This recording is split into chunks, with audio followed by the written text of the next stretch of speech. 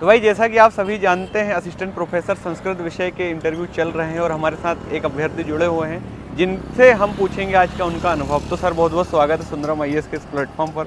तो हम चाहते हैं कि आप हमारे दर्शकों को आज का पूरा घटनाक्रम और अपने अनुभव साझा करें और कुछ सुझाव दें उन्हें जो आगामी साक्षात्कार होने वाले हैं उनके लिए वो क्या बेहतर कर सकते हैं। जी बहुत बहुत धन्यवाद, आपके दर्शकों को बहुत बहुत धन्यवाद। आज का जो साक्षात्कार हुआ मैं प्रारंभ से ही बता। बिल्कुल सर बिल्कुल। हाँ जैसा कि सबको पहले फेयर होता है घुसने से पहले, अंदर जाने से पहले बिल्कुल। मैं भी गया, पूछा उनसे बैठ जाऊँ, बोले हाँ बैठ जाइए। सभी जिनका बोर्ड है हमारा जो है उसको लीड कर रहे हैं, उन्होंने एक प्रश्न पूछा कि आप कहाँ से हैं। तो मैंने कहा कि मैं रीवा जिला से आता हूँ। बिल्कुल। अच्छा, बोले वहाँ पे एक प्रसिद्धि है 3 प्रकार की, एक सुप्रीम कोर्ट, 3 मंदिर हैं, एक को सुप्रीम कोर्ट कहा जाता है, एक को हाई कोर्ट, एक को लोअर कोर्ट। अच्छा, तीनों का दर्शन आपने किया है क्या? मैंने कहा कि सर मैंने केवल रीवा में जो प्रसिद्धि है एक मंदिर है उसका मैंने दर्शन किया है, बाकी तो अच्छा इस शब्द के द्वारा कहा जाता है ये भी मुझे ध्यान नहीं है सर। बोले कौन सा? मैंने कहा कि चिरहुलानाथ। बोले हाँ वो सुप्रीम कोर्ट हैं। बोले उसी लाइन में 2 मंदिर और हैं जिन्हें हाई कोर्ट कहा जाता है और लोअर कोर्ट कहा जाता है। ठीक है, तो एक प्रश्न उनका ये था। बोले ठीक है। इसके बाद फिर जो हमारे जो एक्सपर्ट सर थे उनको दे दिया गया कि आप पूछिए। उन्होंने सबसे पहले यही पूछा कि आप जब मध्यमा में आपका संस्कृत था उसमें भी कोई स्पेशलाइजेशन था क्या? मैंने कहा मेरा व्याकरण स्पेशलाइजेशन है। बोले व्याकरण में आपने क्या क्या पढ़ा है? मैंने कहा सर जब मैं काशी में था उस समय लघु सिद्धांत कौमुदी, सिद्धांत वैयाकरण सिद्धांत कौमुदी और प्रौढ़ मनोरमा, शेखर इत्यादि मैंने पढ़ा है। तो पहले प्रौढ़ मनोरमा का एक मंगलाचरण है। बोले कि तुम मंगलाचरण सुनाओ। तो मैंने सुनाया मंगलाचरण। उसमें एक शंका उन्होंने किया था कि स्मारम स्मारम ध्यायम ध्यायम परम ब्रह्म स्मारम स्मारम गुरोर गिरहा।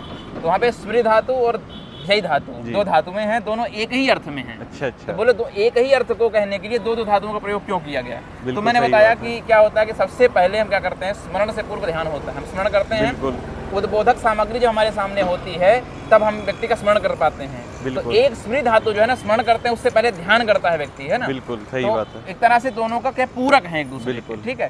फिर उन्होंने कहा कि एक पंक्ति है कोई उसका। मैंने कहा सर तत्र एका पंक्ति वर्तते, या पंक्ति नागेशन उक्तम वर्तते। मतलब नागेश ने, जिनका वो ग्रंथ है, नागेश भट्ट ने कहा है एक पंक्ति वहाँ पे, मुझे पंक्ति स्मरण नहीं आ रही है लेकिन उसका भाव ये है। बोले ठीक है। बोले और बताओ और क्या पढ़ा है? मैंने कहा सिद्धांत कौमुदी पढ़ा है। बोले सिद्धांत कौमुदी में सबसे अच्छा प्रकरण आपको क्या लगता है? मैंने कहा कि सबसे अच्छा और सबसे कठिन प्रकरण होता है हमारे यहाँ कारक प्रकरण। व्याकरण का सबसे कठिन है कारक प्रकरण। मैंने कहा सर कारक प्रकरण मेरा प्रिय है। बोले उसमें कौन सा ऐसा सूत्र है जिसको तुम अच्छे से बता सकते हो? मैंने कहा पहला ही सूत्र है जो व्याख्येय भी है और शास्त्रार्थ की दृष्टि से बहुत अच्छा है वो। तो सूत्र है प्रातिपदिकार्थ लिंग परिमाण वचन मात्रे प्रथमा। इसको मैंने तो जो दूसरी मेंबर थे जी, महिला थी वो, तो उन्होंने पूछा था कि आधुनिक संस्कृत साहित्य में कुछ आप पढ़ा है आपने? तो मैंने बड़ा ऑनेस्टली मैंने कहा कि देखिए मेरे जो हमारी जो कक्षाएं हैं शास्त्री में, आचार्य में और नेट में और एमए वगैरह में कहीं लगा नहीं था। ठीक है, आधुनिक साहित्य तो मैंने पढ़ा तो नहीं है। साहित्य में मैं बोला साहित्य में आपने क्या पढ़ा? मैंने कहा साहित्य में अभिज्ञान शाकुंतलम है, उत्तर रामचरितम इत्यादि मैंने पढ़ा है। तो उन्होंने एक श्लोक पूछा कि आप अभिज्ञान शाकुंतलम में कोई सुंदर जो श्लोक चतुष्टय हैं उनमें से कोई श्लोक सुनाइए। तो मैंने एक श्लोक सुनाया, बढ़िया स्वर में सुनाया। उसके बाद कुछ व्याख्याएं पूछा उन्होंने उसी श्लोक में से, उसको बता दिया। बस चारों मेंबर ने इतना ही पूछा और बोला बहुत बढ़िया, धन्यवाद करके उन्होंने। काफी अच्छा इंटरव्यू रहा आपका। मतलब मैं सेटिस्फाइड हूँ कि जितना उन्होंने पूछा उसमें मैंने सारे का जवाब दे पाया मैं, है ना। और ऐसा करंट से कुछ नहीं पूछा, एमपी से कुछ नहीं पूछा। केवल क्योंकि मेरा गृह जनपद जो रीवा है, रीवा में प्रसिद्ध है 3 मंदिर, वो पूछा गया। तो मतलब ये है कि दोनों टच करते हैं, सब्जेक्ट भी रहता है अपना। हाँ बिल्कुल सही। और आप जहाँ के रह रहे हैं, आप जहाँ के निवासी हैं उसका थोड़ा बहुत पूछते हैं और थोड़ा आधुनिक साहित्य का पूछते हैं क्योंकि क्या लगा हुआ है। मिथिला प्रसाद त्रिपाठी जी कुछ ग्रंथ लगे हुए हैं तो उसको थोड़ा सा देखना चाहिए। अच्छा, जैसे कभी आगे भविष्य में संभावना, आज तो आखिरी दिन है तब किसी का तो इंटरव्यू है नहीं, लेकिन मैं ये चाहता हूँ कि आप हमारे बच्चों को गाइड करें, हमारे जो अभ्यर्थी हैं उनको गाइड करें आगे संस्कृत में कैसे उन्हें क्या तैयारी करनी है इसके लिए। बहुत बढ़िया प्रश्न है जी। संस्कृत में फोकस करूँ। संस्कृत में प्रायः जो होता है 2-3 विधाएं होती हैं। ठीक है, एक तो होता है स्कूल शिक्षा। लोग क्या करते हैं, ग्रेजुएशन करते हैं, बीएड करके अपना जो है स्कूल शिक्षा में चले जाते हैं, टीचर हो जाते हैं। एक हायर एजुकेशन होता है। हायर एजुकेशन में आपको स्नातकोत्तर एमए करना पड़ेगा, फिर आपको नेट क्वालिफाई करना पड़ेगा। ठीक है, नेट तक एलिजिबिलिटी क्राइटेरिया होती है, लेकिन अगर आप उसमें जेआरएफ करते हैं क्वालिफाई, तो जेआरएफ करके आप पीएचडी में आप एनरोल्ड होते हैं। ठीक है, एनरोल्ड होने के जब तक आप पीएचडी चलती है तो आपको कुछ राशि मिलती है जो अनुदान यूजीसी देता है। ठीक है ना।